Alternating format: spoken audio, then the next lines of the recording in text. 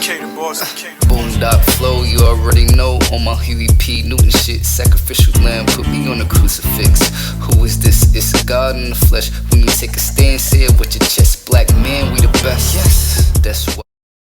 Don't forget, you must pitch the old black male versus the young black male, and the young black male against the old black male.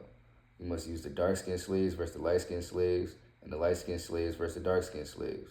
You must use the female versus the male, and the male versus the female. You must also have your white servants and overseers distrust all blacks, but it is necessary your slaves trust and depend on us.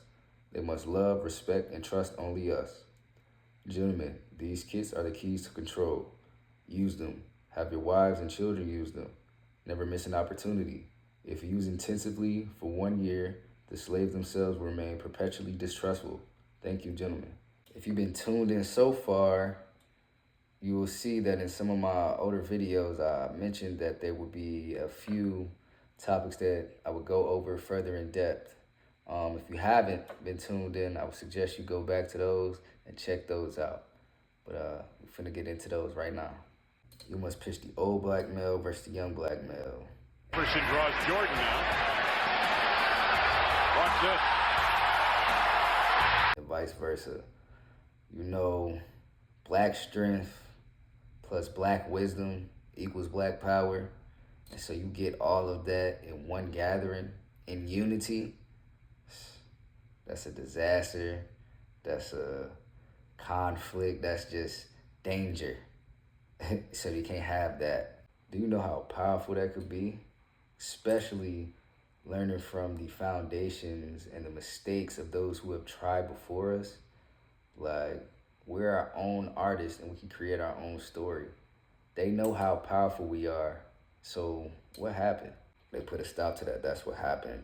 They said we can't have no uprisings, no unity, no passed down survival skills, no methods of resistance.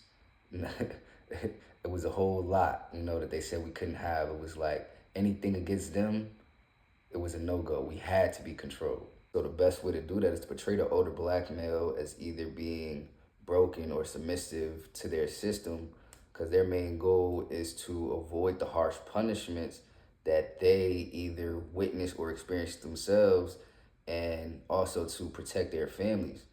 But in the eyes to the younger male, this may cause them to have some type of resentment towards them for their authority and their experience.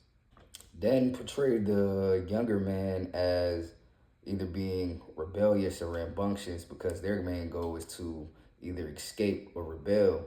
But in the eyes of the older man, this will have him being distrustful of the young man's energy and ambition to try and escape.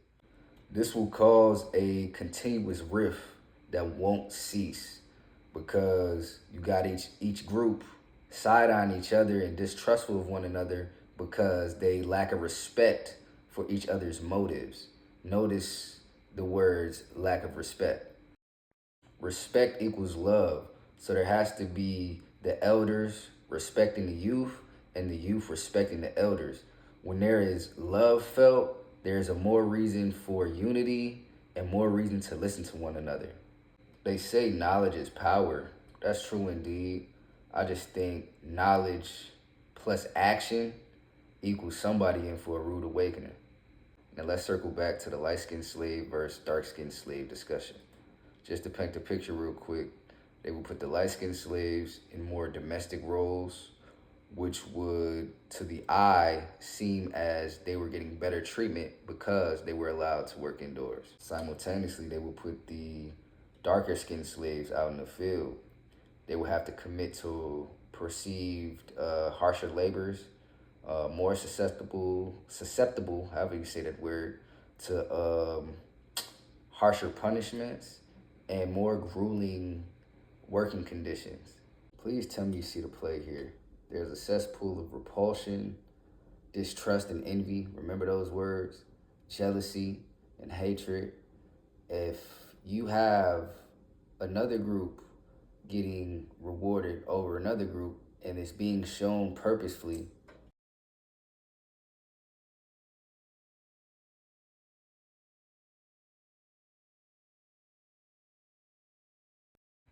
Both groups were slaves, and both groups suffered in unimaginable ways. Yet some way, somehow, this bullshit division still fucks with people's minds years after it's been implemented. To this day, we still got colorism. It's sad, but it's true.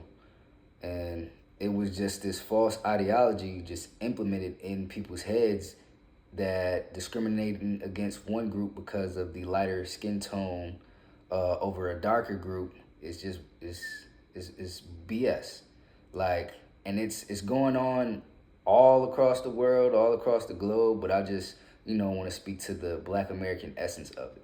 It is okay to unlearn the old ways and not listen to the lies that were embedded in our psyche. Like, it took years for it to be indoctrined, so it would take years for it to be unindoctrined. But shit, what better time to start than now? Now, moving on to the male versus female aspect, which I spoke about in a previous video, I just want to add on to that, that it is very apparent that the goal is it is a must that the image of the black male must be destroyed. What they understood is that the black woman looked to the black male as the provider and protector. So if there was any way to tarnish that black male's image, then it must be done. A main way of them doing this was called buck breaking, and I may make another video on that. We'll see. But just the main, or a little brief description, basically what they would do is take the strongest, most rebellious males and publicly humiliate them in front of everybody, bring everybody out so that they can see, and just any way that you think will make a man feel less than a man, that's what they did. So everybody's seeing this. Now, what effect do you think that has on everybody if they could potentially get that? And what that does is cause an event of chain reactions. You break the male, which will break the woman, which will eventually break the kids. So with the fear of God placed in everybody, ain't nobody really trying to rebel or run away. So now this leads to generations of broken black people spiritually and mentally. Here are a few things that stem from buck breaking. Imagine in what ways you can ground the manhood out of a man. That's what they did. Hopefully you catch my drift from where I'm going with this. What stems from that is sexual confusion. And if you can confuse any group sexually, any other aspect will be easier to confuse as well. And I'm speaking of this from the masculine and feminine aspect of black families and within their households. Because what they understood is that strong black families are the building blocks or essential for a powerful black nation. So if you can draw a wedge between the male and the female, that prevents all of that from happening. So if there is a group that is confused sexually, this will prevent the ability to create more black families. No black people, no black families, no black nation, black population control. Once we unify and get our politics and our economics and eventually our military in order, it would behoove of us to distrust them if they were to ever lend a helping hand, because in actuality, they distrust us. It's apparent any type of black leader, black prosperity, black wealth, it gets tore down. Where's the love and trust in that? On the contrary, though, it's perfect just the way it is. Give the little black millions a sense of false hope by allowing a few token niggas to rise to stardom and fame and richness, not wealth, and leave these little black minions just aspiring to be like them, but the only reason that they're getting rich is to push a certain agenda. That ain't real leadership or nothing to look up to. They loving this though, because it's keeping the token niggas rich, and the people that look up to them, maybe want to emulate them or aspire to be something like them, it's keeping them poor, broke, stuck in the loop. You know what I'm saying? And it's stuck in the loop of trusting and depending and respecting only what these motherfuckers allow. Keeping black people controlled and distrustful of one another, self-regenerated, and there's no need for them to physically step in now. All they gotta do is go into a boardroom and then come up with a new way to zap our minds.